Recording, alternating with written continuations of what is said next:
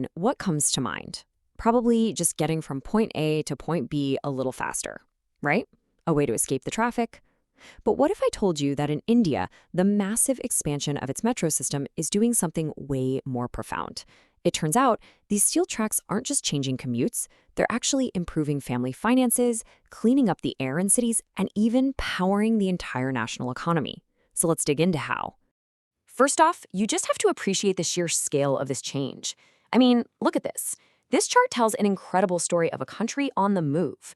Between 2014 and 2025, the growth is just explosive. The operational network, it's on track to be almost 4 times longer. The number of cities with a metro is jumping from only 5 to 26. And the budget? Wow, it's projected to increase by over 4 times. That's a massive national investment. To really put a number on that growth, the operational metro network in India is expanding by 4.4 times in just over a decade. It's rocketing from about 248 kilometers back in 2014 to a projected 1,095 kilometers by 2025. That's not just growth. That is a monumental leap in public infrastructure. And this wasn't just about adding more tracks in the big existing hubs. Nope. The metro's reach has expanded dramatically. Back in 2014, only 5 Indian cities had a metro system. Fast forward to 2025, and that number is expected to hit 26. That means all these benefits are spreading out to urban centers all across the country. So, in this explainer, we've just covered that unprecedented expansion. Next up, we're going to dive into what I think is the most surprising discovery, the direct financial impact this has on households. From there, we'll see how it's making streets greener and less crowded. And finally, we'll connect all the dots and see how this whole metro boom is helping to power India's economy. All right, let's get into what might be the most fascinating part of this whole story, this totally unexpected link between a simple train ride and your bank account. And as you're about to see, this goes way, way beyond just the price of a ticket. It's a fair question, right? How on earth can public transport actually improve your personal financial health? I mean, at first glance, that connection seems pretty thin. Well, the answer comes from this really important study by the Economic Advisory Council to the Prime Minister. Researchers actually dug into the data, and what they found was a direct, measurable link between having access to a metro and having healthier household finances. So how does this actually work? Well, it's a pretty cool chain reaction. It starts simple. Riding the metro lowers your daily travel costs. That frees up cash. And what do people do with that extra money? The study found that it leads to fewer delays on things like home loan payments, more people paying off their loans early, and at the end of the day, just lighter debt burdens. It gives families more breathing room, more control over their finances every single month.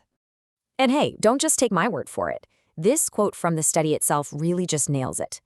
When you save money on your commute day after day, your whole financial situation just becomes more stable. It's more resilient. It makes it easier to handle unexpected bills and actually plan for the future. But the impact doesn't stop with your bank account. There's another, much more visible ripple effect happening, the positive change for our cities and, of course, for the environment. And we've got the data to back this up. In neighborhoods with good metro access, you see a noticeable drop in registrations for new two-wheelers and entry-level cars. It's simple, really. When you give people a reliable, convenient alternative, a lot of them choose the train instead of buying the personal vehicle for their daily commute. The environmental benefit here is really twofold. First, like we just saw, fewer cars on the road means less traffic and less pollution. But second, the metro systems themselves are getting smarter and greener. Many are using solar panels to help power stations and are using tech like regenerative braking, which is this really clever way to capture and reuse the energy from a train slowing down. Both of these steps together lead to a huge drop in a city's carbon footprint. Okay, so we've seen the impact on individuals, on households, and on the environment. Now let's zoom out and look at the real big picture, the effect this is all having on the entire national economy. This slide really breaks it down nicely. On one side, you have all those direct benefits for individuals and cities that we've been talking about. And on the other side, you can see how they scale up to the national level. All that massive spending to build the metro isn't just a cost, it's an investment that creates what economists call a growth multiplier, making the whole economy stronger. So what exactly is a growth multiplier? Well, think of it like this. The government spends $1 to build a metro. That dollar pays for steel, for cement, for engineering jobs. Then, those companies and all those workers take their earnings and spend them elsewhere in the economy. It creates this ripple of economic activity that ends up being way bigger than that initial dollar spent. And here's where it all comes full circle. Remember how the Metro helps people pay their loans on time? Well, when you have millions of households with better financial discipline, it means fewer defaults for the banks. That makes the entire financial system stronger and more stable, which is a massive win for the national economy. So, if you're going to take away one thing, it's this. India's metro boom isn't just about getting around. It's a catalyst built on three powerful pillars. It's creating financial resilience for individual households, it's promoting environmental sustainability for cities, and it's driving serious economic growth for the whole nation. So that leaves us with a final thought to chew on. We've just seen how a piece of public infrastructure can have these deep, almost invisible effects on our financial well-being. It really makes you wonder, doesn't it? What other systems are out there, quietly shaping our lives in ways we haven't even noticed yet?